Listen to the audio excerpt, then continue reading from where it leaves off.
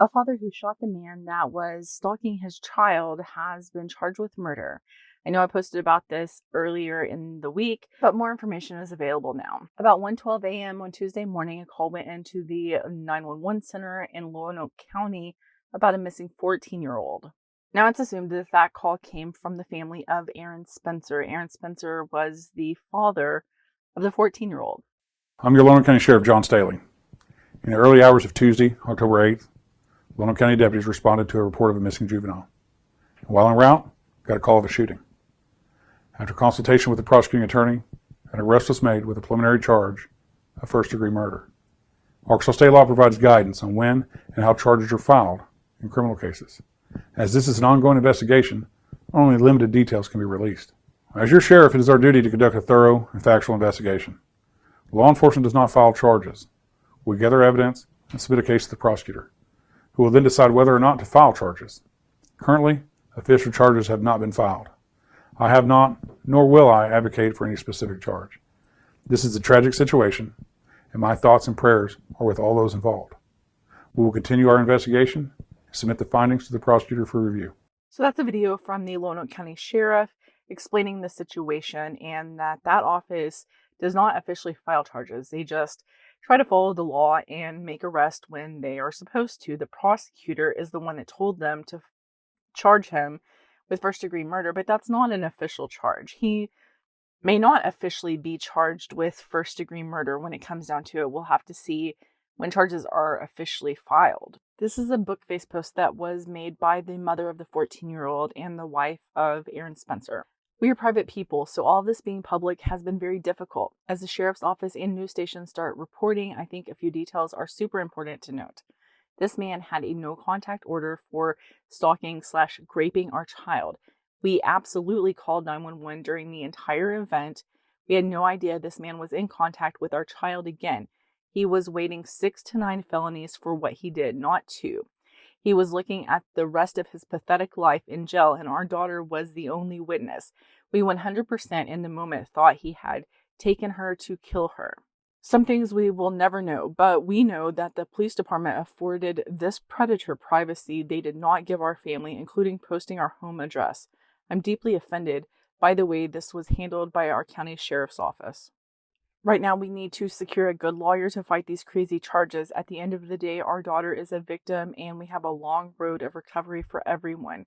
We are so thankful for all the calls, messages, and prayers. Despite the legal stuff, our family has been through something we don't wish on anyone. Please keep us in your prayers. If you can, donate, great, but prayers are holding us together right now. I have been advised that adding my Venmo and Cash App would be helpful, so I'm adding them to my profile. I don't know much about any of this. This wasn't in my plans, so forgive me as I try to navigate it all. Also, Aaron Spencer is home. We were able to post his bail this afternoon. We need to figure out all the attorney stuff. They had a GoFundMe up. It was taken down. They were accepting donations through Cash App and Venmo. Cash App stopped taking the donations. I don't know why. She said it was for unspecified reasons, but at the time that she last updated, they were able to receive donations through Venmo if you want to help out with that fund. You know, I think anybody that has children would want to protect them to the best of your ability, and sometimes the law just simply isn't on your side for whatever reason. This man had preyed on this child. This man had been charged with internet stalking of a child against this child in particular. This is another post from the Bookface of Heather Spencer, the wife of Aaron Spencer. And it says some things about the person that was shot by Aaron Spencer. His name was Michael Fosler. So it says, I just want to give a short update. We have been absolutely overwhelmed with the amount of love and support we have received since this incident. I keep saying that we are private people because we are. It's been incredibly hard to see this posted all over social media. While we want and need the public's help for Aaron's case, we are still trying to process this as a family, what has happened to our child. We have been trying to navigate this the best that we can for everyone. We've also received numerous stories of other victims that received no justice after this man attacked them. The system failed over and over to put away a predator. Everywhere this man went, he preyed on weak young girls.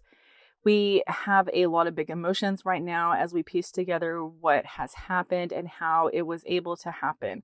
Please continue to pray for us and share our story.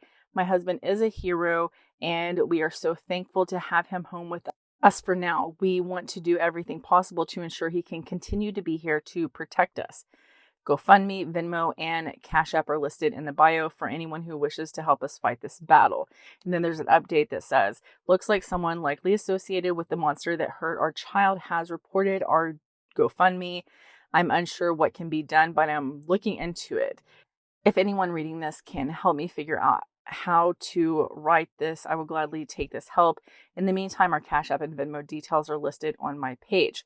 Now, I just want to add privately, apart from her book face post, she did say in another post that anyone who had donated to the GoFundMe, their money had been returned to them automatically by GoFundMe.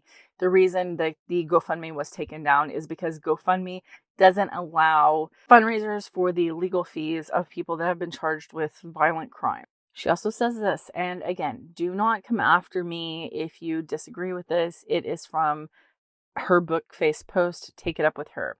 So it says, first, just want to thank the community and all the victims who have reached out to us. We have gotten a clear picture of a predator who continuously worked with children and preyed on young girls. This man was chief of police in Indiana and a resource officer, giving us a better idea of why Lonoke County courts have been protecting him and going after my husband. GoFundMe is down for good, but I am working to get a new platform started. Venmo and Cash App are working sometimes, but a lot of donations are being rejected. We are going to hold off on sharing new posts until we have a new platform to host donations. We will also be opening up a bank account tomorrow at a local bank. Thank you for all your continued support. So that really is about all of the updates that I could find on Aaron Spencer as of right now. I will say this, where Heather Spencer said that he continued working with children. A predator, I have seen time and time again from doing these cases, will find a way to be around children. They just do. It's like they just know, and they gravitate towards those positions, both through jobs and through volunteer work where children are. I'm not just saying this specifically about Michael Fosler because I don't know Michael Fosler, but I'm saying this about predators in general. They gravitate towards children, whether it's positions in schools, churches, after school organizations, sports activities for children. They will just go to where children are for whatever reason, even daycare sometimes until they are stopped. And even then, sometimes if they're arrested and the charges don't go through, then the charges are dropped for whatever reason, they will still continue to gravitate towards those positions. Even if they know that everyone knows that they have been charged with a crime against a child, they still go to those positions. And they still have defenders that allow them to go to those positions.